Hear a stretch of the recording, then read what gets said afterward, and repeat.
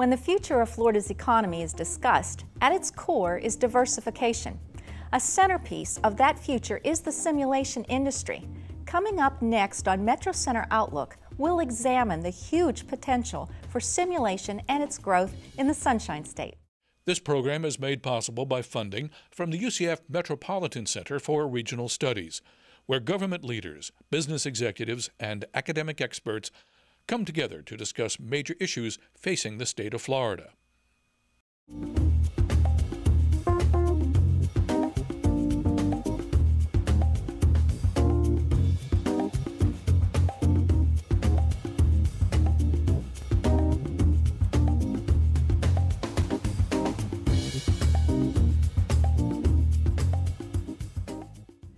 Hello everyone, welcome to UCF Metro Center Outlook. I'm Diane Trees, Director of the UCF Metropolitan Center for Regional Studies. From video games to training the military, the simulation industry has become part of our daily lives. But simulation is also being developed as a cutting-edge tool in medicine. Today we're going to hear from the Executive Director of the National Center for Simulation about the potential for the simulation industry. But first, Alicia Callanan Mandigo gives us a closer look at how simulation technology is helping to save lives. To die-hard fans, this is a battleground. Injuries here don't compare to combat injuries, but they can be serious. So the University of South Florida introduced iStan to its athletic trainers. iStan is a tetherless high-fidelity simulator. A high-fidelity simulator basically means that he can simulate the physiological responses of a normal patient. USF Health has been a leader in medical simulation. And instead of just using iStan and other simulators in a sterile clinic environment, we decided, well, why not try to put him out on a football field? If an athlete, or in this case, Stan, goes down on the field and he has potential neck injury, it's important for the team to be able to resuscitate him without moving his neck, maintaining stabilization of the C-spine, and that's a difficult skill to do, and it has to be practiced. At Florida Hospital College, a simulator of a fetus in utero lets nursing students practice taking sonogram measurements. A little creepy? Yes, but these catatonic cadaver stand-ins are triggering some interesting conversations. The conversations about medical simulation aren't just about emerging technologies. They are increasingly conversations about economic development. William DeTemple is an angel investor working to develop a local network of angel investors. He sees medical simulation as a big opportunity. Your biggest and most successful angel networks are around technology-based centers. And like you said, simulation is huge here. Both for the military and for the life sciences, and that's a great technology where we can become a major player in the world. This ominous-looking machine is the Da Vinci. It's a robot and one of the biggest surgical advancements to come along in years. It's relatively new, and there's a lot of interest in it.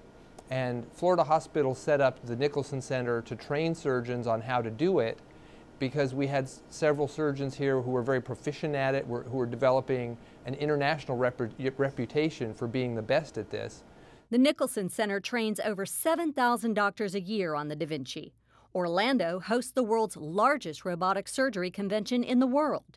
And when doctors come here for training, they bring their families. The surgeons are so busy that when they go to a conference, they try to turn that into a vacation at the same time.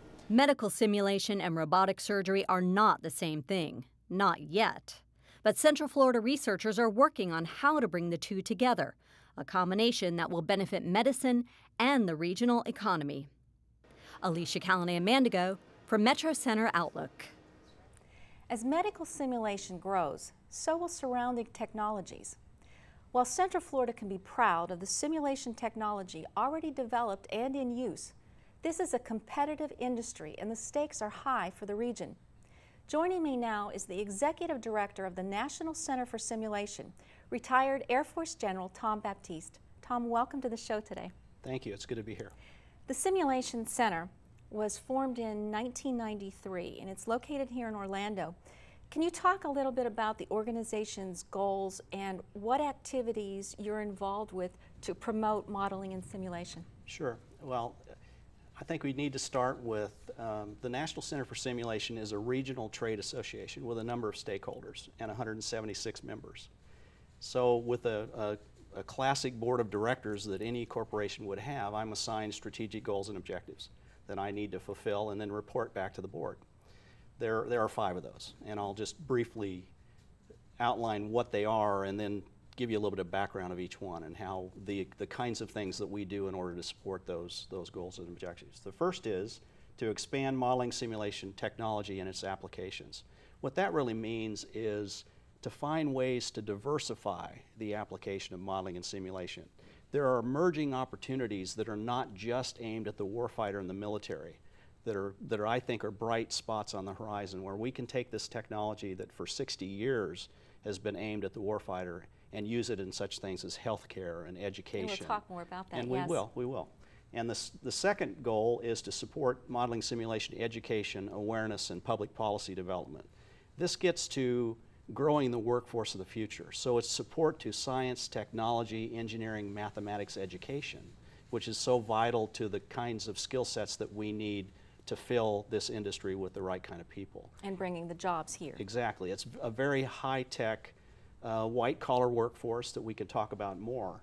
But it's also supporting community and outreach. So education of elected officials at every level to understand why this is important to a diversified Florida economy, and making sure that they can support our efforts and the things that we need either in Tallahassee or on the Capitol in D.C. So it's awareness for at all levels of community that is the goal of the organization. And I'm surprised that I give a number of speeches and talks and briefings around town, and I'm always taken aback a little bit at how little people understand about this industry and how big it is, how fast it's grown, and why it's so important to the future of Florida. We also at NCS try to provide business development opportunities for our members, and that gets to helping them connect the dots, form partnerships, collaborate with industry, academia, and government in support of the warfighter, but also in those emerging opportunities that I talked about in the civil sector. So it's how can we help them connect the dots, find partners, find teammates that they can pull together in order to go after the next opportunity. We also try to support the modeling and simulation infrastructure, which is prevalent here in the research park. The research park in many ways was pivotal to the growth of this industry over the last 45 years. Of course, it wasn't here 45 years ago, but it really did spur a dramatic growth in this industry and the number of military and government commands that are located here, and then the associated industry companies that surround those commands, because that's where the opportunity is. Well, your website indicates that the Central Florida area has the largest nationally cluster of simulation and modeling, and so that would be the 4 bases of command that are there, and that's what brought about the growth here? Well, that's what makes us different. The fact that all of the military services have placed their acquisition commands here in the research park has led to a number of industry companies locating here because they need to be close to the customer. So by far, because the government commands are here, we have grown to be the largest cluster in the world. So I readily say we are the epicenter for modeling, simulation, and training in the entire world, not just in America. Just Central Florida, I see. And the last objective that NCS has is to what we put in a catch-all, perform cross-cutting initiatives. What that means is we provide a website. We update that website, and we provide that in support of the 176 members. We post information that's relevant to the entire membership. We publish good news stories about our companies when they win contracts, when they have opportunities, when they advance the state of the art of modeling, simulation, and training. And we host events. We host a number of events focused on political leaders, bring them to town, allow them to talk to industry directly and tell industry what's going on in our nation's capital or up in Tallahassee. And this is on a national level as well. Well, we reach out to our elected officials in both the Senate and the House and invite them to come and tell us what's going on with budget battles, with talk about the debt, with talk about reducing our, the amount of debt, and then what will happen to the associated budgets, especially defense, as a result of those discussions. So And events also provide networking opportunities for members. So it's an opportunity for them to engage their colleagues in the industry, and it's also an opportunity for them to connect the dots and find other partners where they can help them with the next opportunity. Now, you mentioned that modeling and simulation, there are a lot of different aspects to it. And one of the aspects that I wanted to talk with you about is medical simulation. It's been said that medical simulation has the potential capacity to really alter the culture of our healthcare industry right now. What is medical simulation? Well, I guess I would describe the opportunity of medical simulation in a couple of different ways. Medical simulation can be in the form of a very high-tech mannequin that can be used to simulate a patient and help train all types of different specialties on the specific things that they must be able to do with a real patient. But it's more than that. It can be scenario-based training that could, as an example, bringing an entire operating team together with a mannequin in place and then going through a scenario of a real-world operation and experiencing what I would call the nightmare scenarios, where you would interject the worst possible problem that surfaces during the surgery and then watch how each of the members of the surgical team respond in their own specialty. And this is all, of course, taped, and it's then played back in an after-action review, because the learning really happens in the after-action review. It doesn't happen during the scenario itself. So it's almost like sophisticated role-playing. Exactly. And role-playing is becoming a much bigger part of simulation, where you hire actual role players that can emulate a patient or can bring a special problem to bear during a scenario. If you look at the lines of classic simulation, digital media, entertainment, and games, those lines are starting to blur. And what we do now is we use Hollywood and its ability to tell stories and to bring to bear actors and role players to make simulation and scenario-driven exercises hyper-realistic, is what I would call them. And that's in play all over the training that we provide to our military today. Now, you have an esteemed career and a military background. Let's talk a little bit about medical simulation and the crossover that came from the military. And in light of the fact that a great deal of funding for medical simulation comes from the Department of Defense. Is that correct? Yes. Let me start by saying, and this kind of follows with the last question. I was a fighter pilot for 34 years. Simulation was part of my everyday life. It was a matter of blending ground training, different types of academic training, simulation, and then actual flights in the airplane that was the total package of the training program that I went through every year of my flying career. Well, there's so much that can be transferred, or that paradigm can be applied to the way we train surgeons or nurses or anesthesiologists or many of the other specialties within medical career fields or within healthcare writ large. So I think that there's that opportunity to use that as the model for how you design an entire curriculum of education and training is what I think is that bright spot on the horizon, and that technology is ready to do that.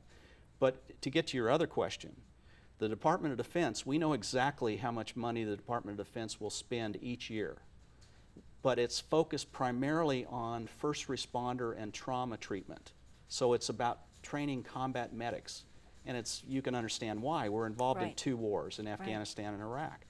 So right now there's not a lot of application of that money within DoD to other clinical applications of simulation, training the nurses that will provide the care for the soldiers' children, for example.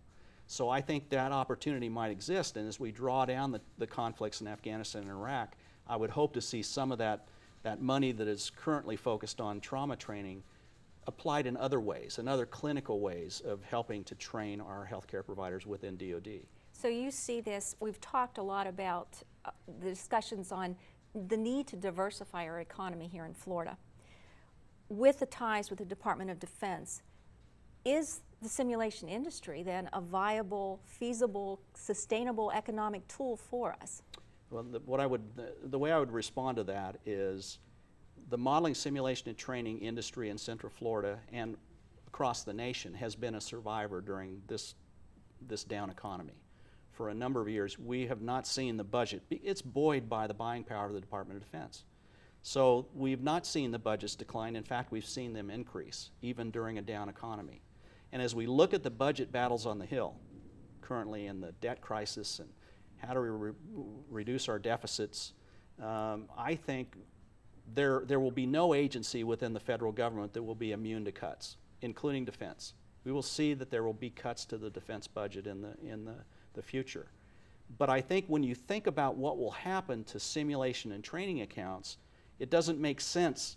If you're going to cut the top line of the defense budget, you cannot fly airplanes, steamships, drive tanks, and do the same sorts of things you did last year because you have less money.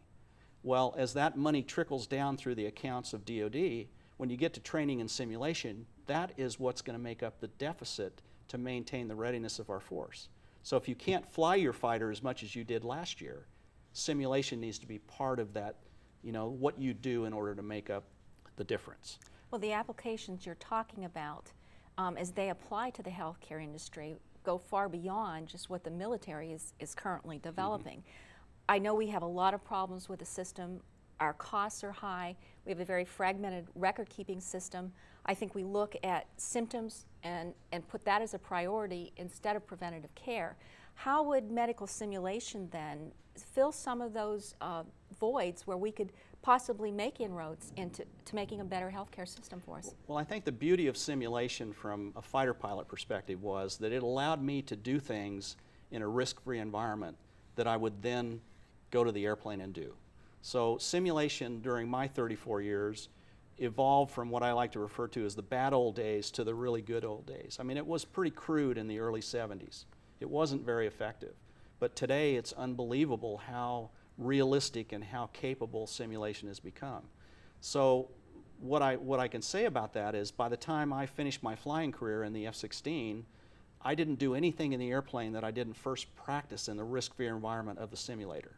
So if you take that now and apply it to medical, if we could put a surgeon into a risk-free environment using virtual worlds and avatar technology in order to practice a procedure that he will do the very next day on a real patient, allow him to make the mistakes in that risk-free environment before he actually goes to the patient.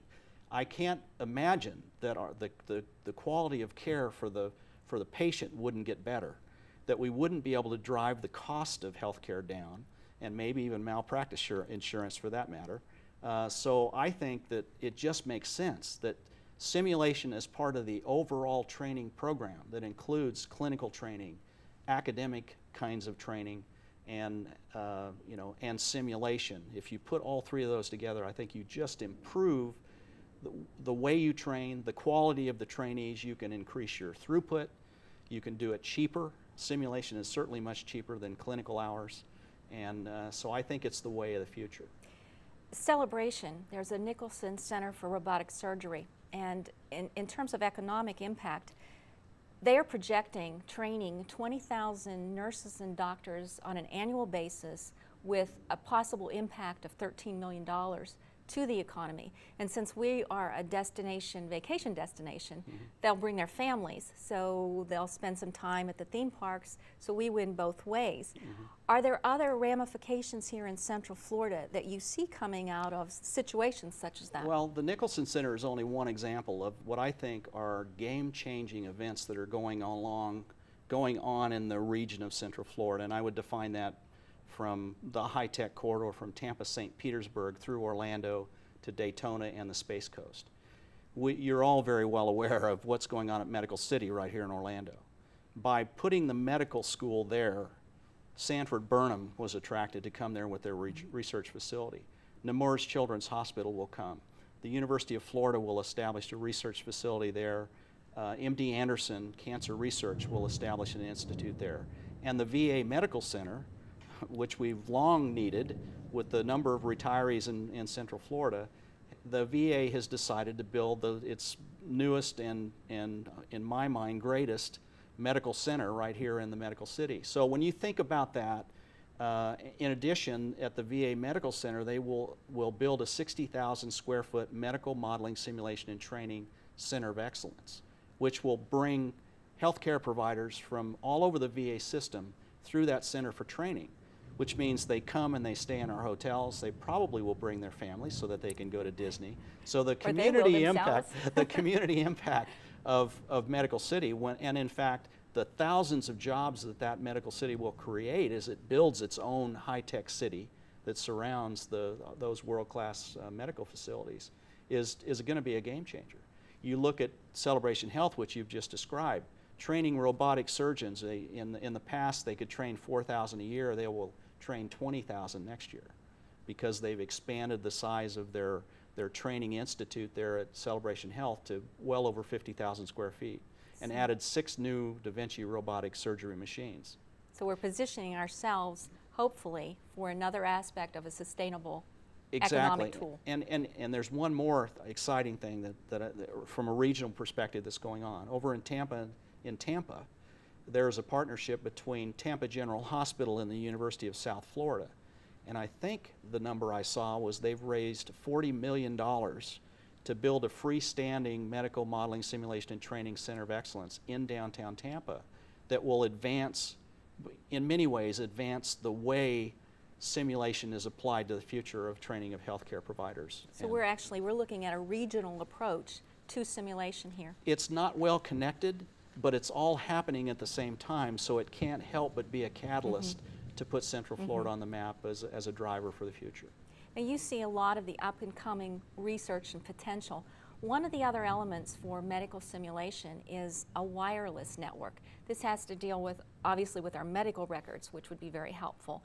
But I also read about the possibility of a wireless organic pill, for instance, that a patient could ingest that would monitor heart rate, blood pressure.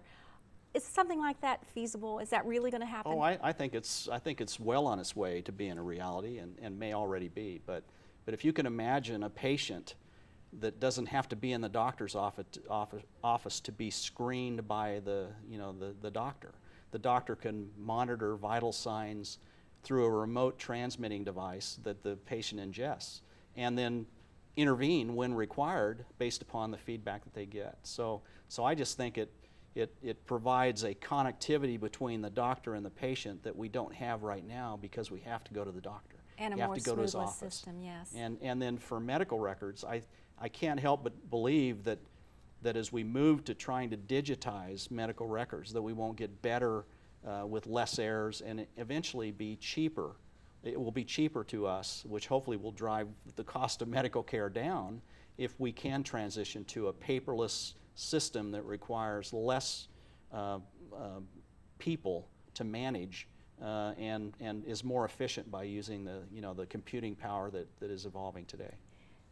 General, you were a pilot. How do you feel about the training that you had, the training that's real-world training, and the training that we're seeing now? You seem comfortable with that, and more than comfortable that this is the way to go. Oh, as I say, I mean, I lived through what I used to refer to as the bad old days of simulation, where I hated to go to the simulator. It was punishment because it just wasn't like the airplane. Well, that has changed, and today the industry can produce very, very good high-tech kinds of capability that provide us the capability to train in ways we never ever envisioned. I mean, not only just simulator devices, but using virtual world technology and avatar technology. You can immerse a soldier in a virtual world and use that as the training venue. So much. You know, you can do so much in live training, in virtual training, and in constructive training where you use a computer-generated scenario to put soldiers through a realistic kind of opportunity to train.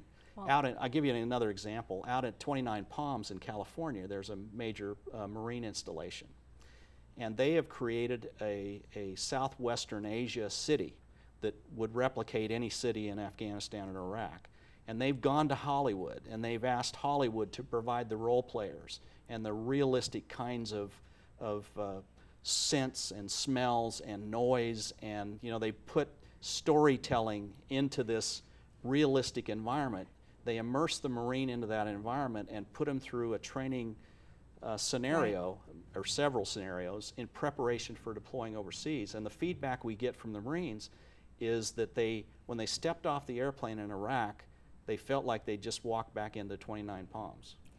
So it is really hyper-realistic training. Yes. Thank you so much for your insights today and for being here on the show. You're quite welcome. Thank you very much for the opportunity.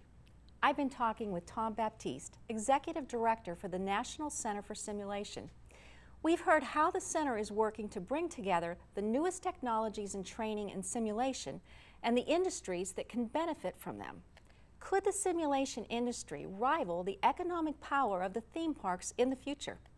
Please share your thoughts on our new interactive website. I'm Diane Trees. Thank you for joining me on UCF Metro Center Outlook.